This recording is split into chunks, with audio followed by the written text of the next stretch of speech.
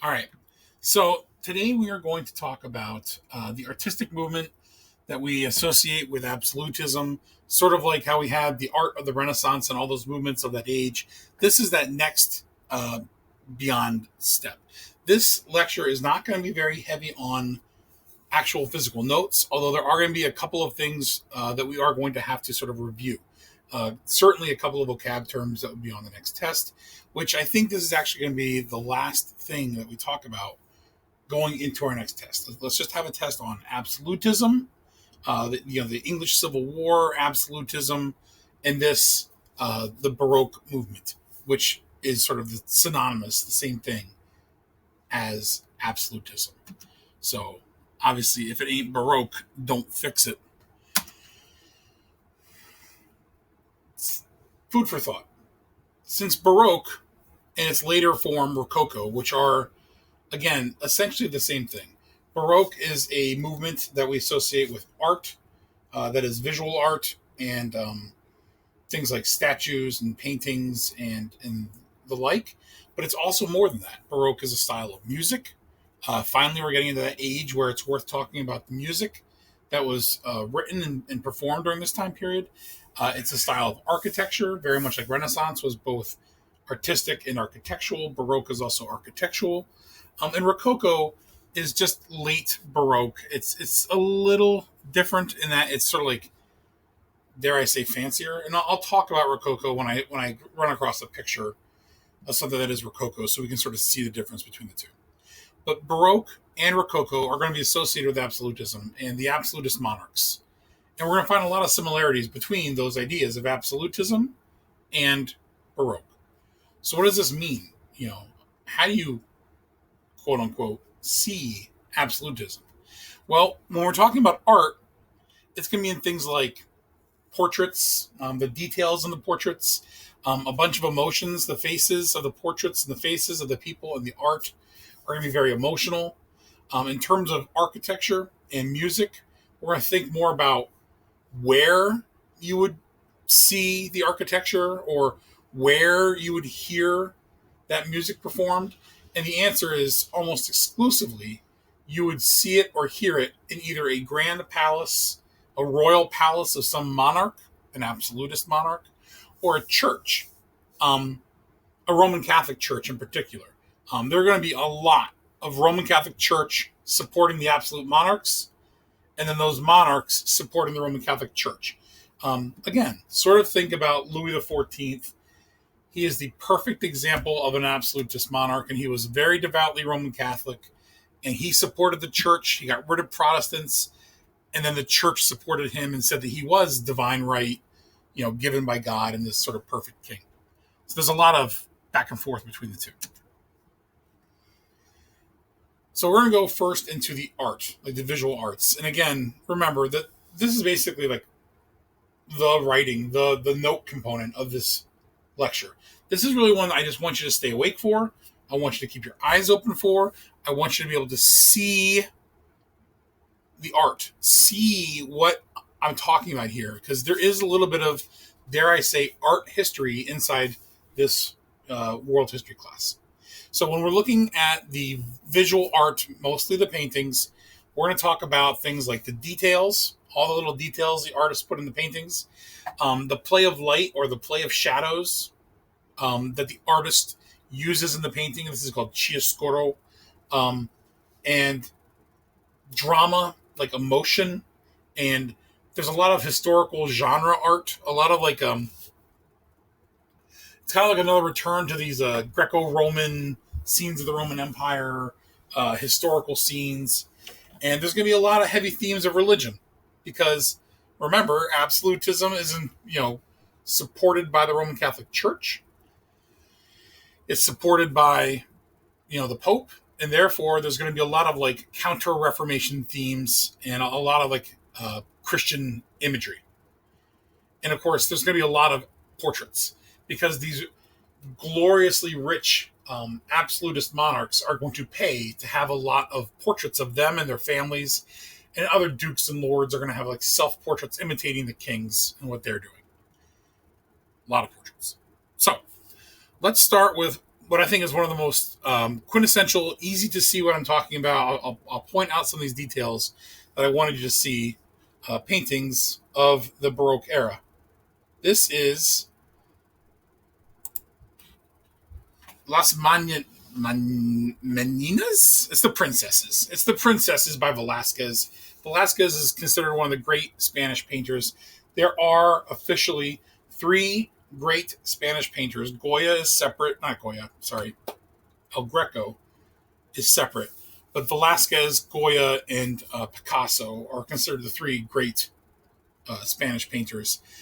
Um, in this one, again, I told you all the details. And if you're looking at the screen, there's so many little details. Like, look at the dog and all the ripples and the shading of the dog and the dresses. And you can see the folds and you can see all this stuff. But the two things I want to talk about: light. Look at the light in this painting. There's a backlit person here. You can see there's light in the room behind here with this door open. And you can see him sort of backlit. And you can see the light coming from the right washing across the face of these girls. And everything behind them is all in shade. Again, what a wonderfully realistic depiction of how light plays in a room. There's a lot of shadow in here. And not only does this have light, this is also a portrait. This is a portrait of the three daughters of Philip II. This is one of those genre art historical scenes, the sacking of Rome. Again, there's a lot of emotion in here. There's a lot of movement in here. There's a lot of contortion and twisted bodies in here. That is all very typical. And of course, there's lots of detail. You can see all the architectural detail put in the back here. You can see all this stuff added into this. I showed you this painting before when we talked about Peter II. This is the hanging of Peter II. Sorry, not Peter II. Peter the Great. Damn it, not Peter the Great. I'm sorry. It's Peter, the Apostle. This is the hanging of Peter, Pope Peter I. And you get, again, the emotion, the play of light. You can see there's movement in here. And obviously this is a Christian image. And of course the light. Look at that light going across there, all in here. This is David and Goliath. Again, Caravaggio. Here's David, cut the head off of Goliath. You can see the play of light, like all the lights here on him here, and all the shade in the back behind him. There's emotion. Again, play of light. This does look a little more Renaissance-y. I can't help but point out that these French people love drawing naked people. But there's certainly more movement and emotion. Even the sleeping angel baby thing here. It's all very different than the Renaissance. And the dog added to it over here is just more difference. This is the Four Seasons and the passing of time. And again, this is genre art. There's more light than there would be in a Renaissance painting. There's more motion and movement than there would have been in a Renaissance painting. If you think about the Renaissance compared to Baroque, Baroque tends to be more action. There tends to be more people moving, and Baroque tends to emphasize light a bit more. In a Renaissance painting, it's almost like people are posing, like they're sitting still or standing and like making some grand pose. Whereas Baroque tends to be a little bit more like this. Here's the crucifixion of Jesus. Again, there's movement, there's emotion, there's light playing across Jesus here. And the next painting is Jesus coming off the cross, same painter. And again, emotion, light, details, it's all in here. This is a portrait. Facial expressions, light, details, things of that nature. Why not? Oh, another painting of the sacking of Rome. It's very emotional. There's definitely play of light going on here. There's definitely motion and movement, and people are doing stuff. This guy here is murdering this woman. This guy is about to throw a baby on the floor, and you can see other dead babies on the floor around him, and like it's very upsetting. It's a very emotional painting, intentionally. It's supposed to make you feel that way. Again, what a great image if you're talking about play of light. All the light source comes from the left from this window, and it's playing across the. I believe this one's called the astronomer, maybe the geographer. It has a name. It's very simple. Um, but again, what am I seeing here? I am seeing light. I'm seeing lots of detail. Uh, and for Vermeer, it's very interesting because look at this next painting. It's the same room. Look at the window on the left. Do you see it? Now I'll go back, see it again. It shows you that Vermeer really painted in the same room. And what he was really painting was exactly what he was looking at. He was looking at his studio, and this is just a painting of his, studio where this one is the milkmaid, and here he is painting a woman with these very vibrant colors. And again, there's motion here. She is pouring milk out of that jug into a bowl for some reason. I guess to put bread in it, maybe, possibly. Um, Vermeer's most famous painting is undoubtedly Girl with the Pearl Earring. It's a portrait. There's a lot of light in this, a lot of play of light. It's all black everywhere except for her.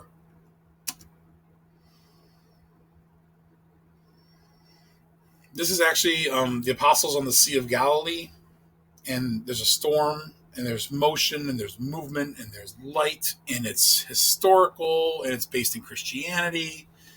It ticks many boxes that would tell me that this is Baroque. It definitely is not Renaissance. This is the kidnapping of Io. And it's another piece of genre art. It's a scene from Greek mythology with a lot of emotion, plus a lot of detail. Because if you look in the background, you can see like here's a carriage, and here's a parasol, and here's the horses, and the facial expressions of the woman on the shore. There's a lot of elements to this painting, a lot of things to look at. Um, this next one is a really good example of chiaroscuro, the sort of the idea that you can use light, or the artists are going to use play of light. Rembrandt is known for many things, but maybe one of his most famous mediums is woodcuts.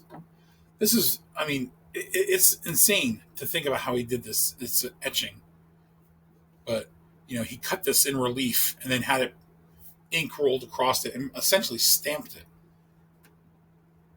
You can see the sort of depth that he was able to achieve by doing this.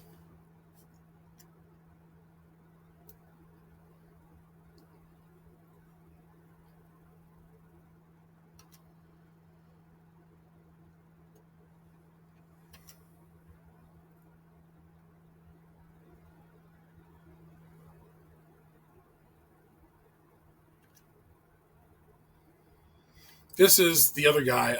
If you don't want to say that Michelangelo is the greatest sculptor of all time, usually the backup, the sort of like, well, if it's not Michelangelo, it's probably this guy, Bernini, another Italian who came a little bit later during the Baroque age, whose sculptures are extraordinary and beautiful.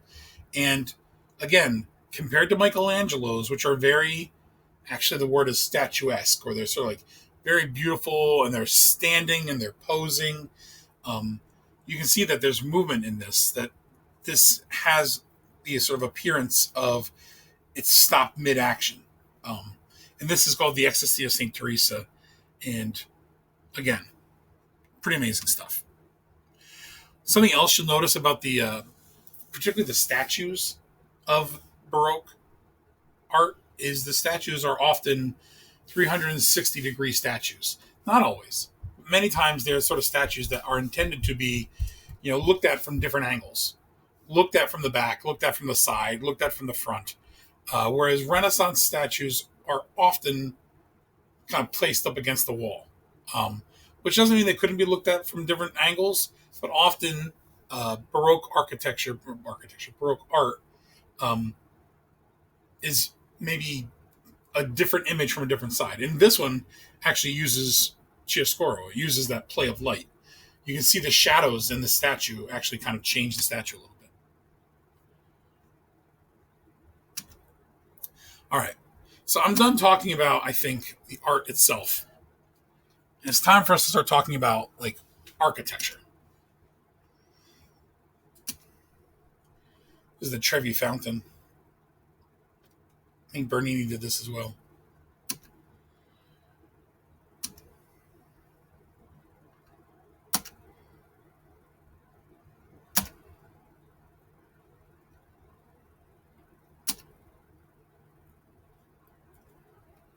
So let's do some architecture. Again, where are you going to find it? Churches, palaces. What things should you look for when you look for Baroque architecture? I often look for the facade. Facade is this word right here, this FA squiggly C ADE. The facade is like the face. It's the front of the building, and it's often dramatic in a Baroque architecture. It's dramatic. It's often colorful, and it often is. It's not always symmetrical. It can be asymmetrical, and it's overly elaborate, overly like sort of crazy, and large and colorful. And it's meant to sort of show the grandness of the church or the grandness of the king or the monarch. And let's just look at some examples so we can see what I'm talking about here. Again, this is nice. It's a nice piece of architecture. This is not over the top Baroque architecture, but you can see like it sort of has a central point, a sort of grand entrance to it. It is certainly very ornate. There's a lot more windows. Baroque and Rococo have a lot more windows than Renaissance would. So there's going to be a lot more light inside the building. Again, chiaroscuro, play of light, is definitely going to be a big deal for the Baroque. I'm looking at this crazy, crazy, crazy entrance, and you can see how overly elaborate and ornate and fancy this entrance is. And if I would describe Baroque architecture, I would say that Baroque architecture is very similar to a birthday cake. But Baroque architecture is a birthday cake with, I don't know, 3 inches of icing on top. All this fancy, fancy, fancy, fancy stuff. And Rococo might be even more over the top. Because Rococo is late Baroque. Look, this gilded, all this gold. When you start seeing gold and gilded things, it should like ring a bell. That's Rococo.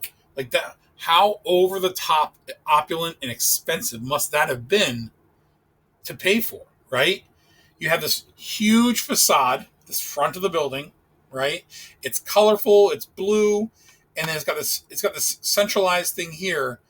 I know it's centralized because this up here is fancier than these two on each side of it. Look at all these chimneys, all these fireplaces inside. Look at all the windows, magnificent amount of windows. This is actually the Russian Tsar's Winter Palace in St. Petersburg. Very famous, now a museum. But again, this is Rococo. This is over the top. Here's a Rococo hallway. And you can see, like, imagine, here's a chapel inside a palace. It's like a little church that the person would go into. But in the hallway leading to the chapel, like, look at all this stuff. Look at all these little statues. Now, they would not always be in plaster. In fact, often, they learned during the 16 and 1700s, they learned that they could create very, very, very well-produced plaster facsimiles that looked very similar to marble, but weren't actually marble, and they're actually easier to make. But it doesn't change the fact that, holy crapola, this is a very fancy hallway. Gilded domes. These onion domes are all Baroque. So anytime you see an Eastern European church with these onion domes, every onion dome style in European architecture is technically going to be an element of Baroque architecture. And again, big, impressive church, big front to the church, the big facade with the big domes. This is very Baroque. Nice, large palace. It's got metal roofing. You can see this is copper. Metal roofing. So imagine when it was brand new, how shiny that copper would have been. This is Baroque. All these windows, the grand entrance, metal roofing. This is Baroque. I told you already, the Versailles. This is Versailles. Look at all the windows in Versailles. I mean, the size and the scale of Versailles is magnificently huge. Um, it is actually both Baroque and Rococo. When I see things like this, it screams to me Rococo. All this super fancy elements, particularly inside a church. Um, and because it's inside a church, there's a good chance now that these little statues are now marble and not made out of plaster. Um, Again, all this fancy stuff up here, the painting on the ceiling, these frescoes on the wall. This is Rococo. Imagine how expensive this church would have been to make. Imagine the cost of this church.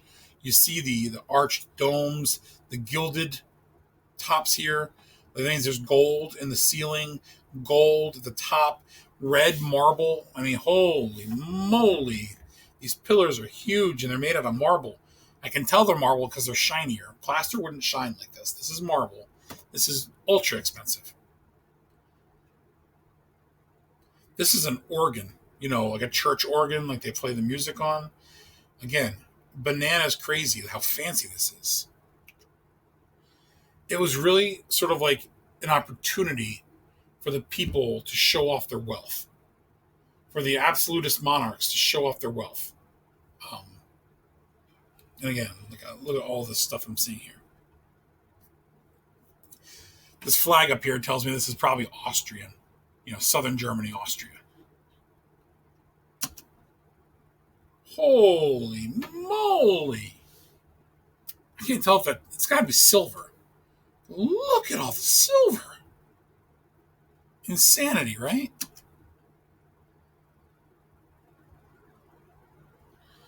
This is definitely Baroque. This is definitely Baroque. It's colorful. It's lots of windows. It's fancy. Huge, stately palaces. This is another image of that winter palace. So this is architecture. I'm going to cut here and I'm going to reopen in the music. We're going to have a couple of musical numbers and we'll end this little lecture with a little bit of music. Okay. Okay. So now let's talk about the music component of Baroque culture. Remember that Baroque music, like all the other art of this age, was placed in either palaces, like large galas or large receptions and large parties thrown by these absolute monarchs, or in churches. So you're really only ever going to find Baroque music in one of two places, either some form of a king's palace or a church, and most likely a Roman Catholic church or something very similar. Um, and in terms of composers, the names of the actual composers of Baroque music, there's only three names worth talking about. And before I really head off into these three names, I'll talk real quick about this. So if they're only going to hear it in palaces and you're only going to hear it in churches, it's going to be relatively formal. It's going to be relatively churchy. It's going to be often music that's very appropriate to hear inside a church, and it's going to be melodic, but it's not going to be complicated. It doesn't mean it won't be fast. It doesn't mean it won't sound good, but there's not going to be like counter melodies. There's not going to be sort of like a long sort of interlude and a back and forth, and it's going to be largely in the form of like church music or like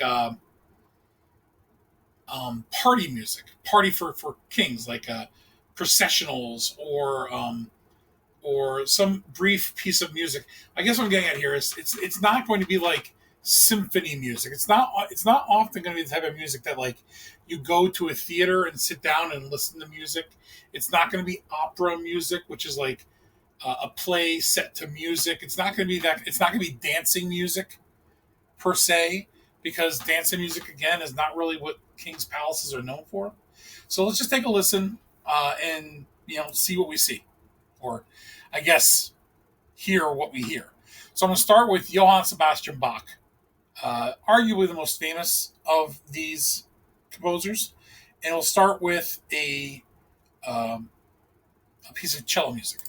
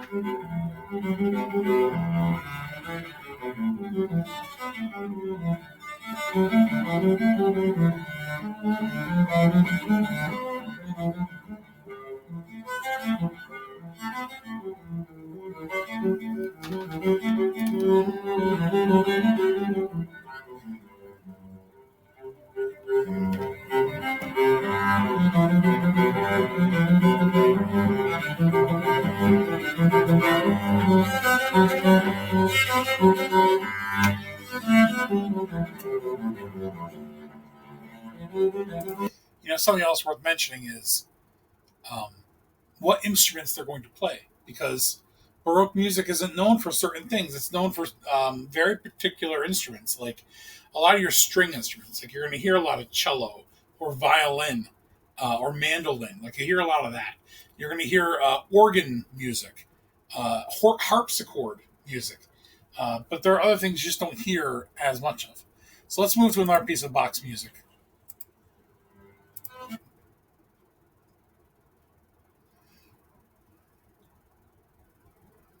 You'll probably recognize this one.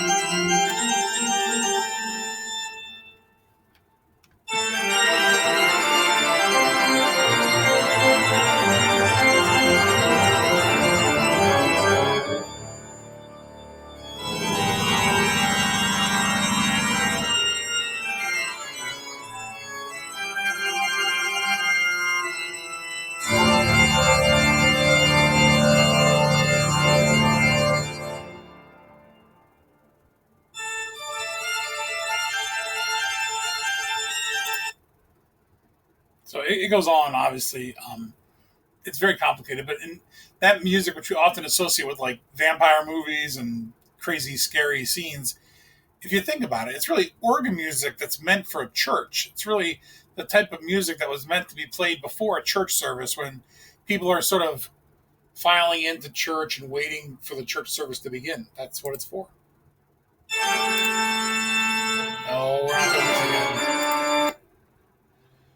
All right. Another really famous composer from this age is George Handel, who's German, but did most of his work in England for the Charleses of the Stuart dynasty.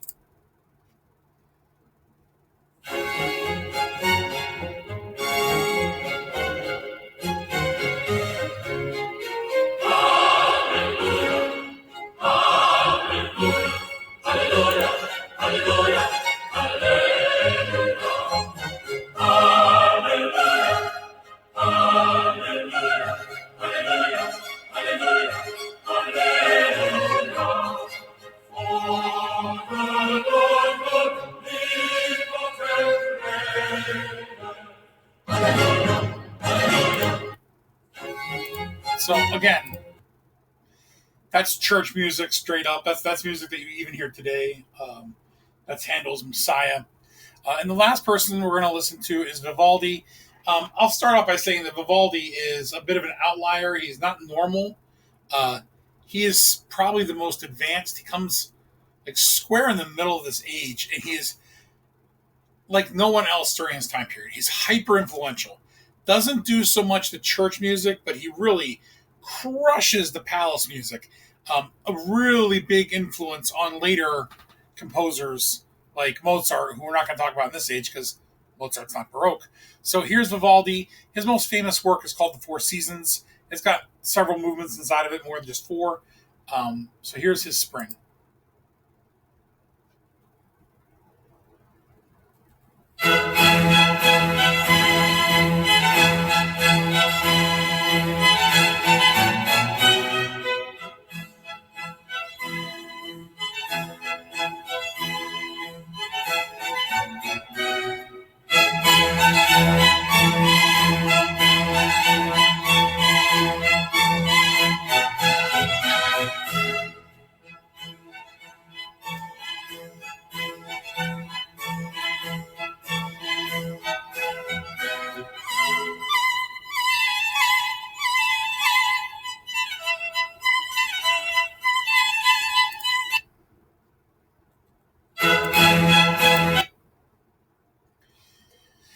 This is also part of the Four Seasons. It's called Storm. So this is like his interpretation of what a storm would sound like.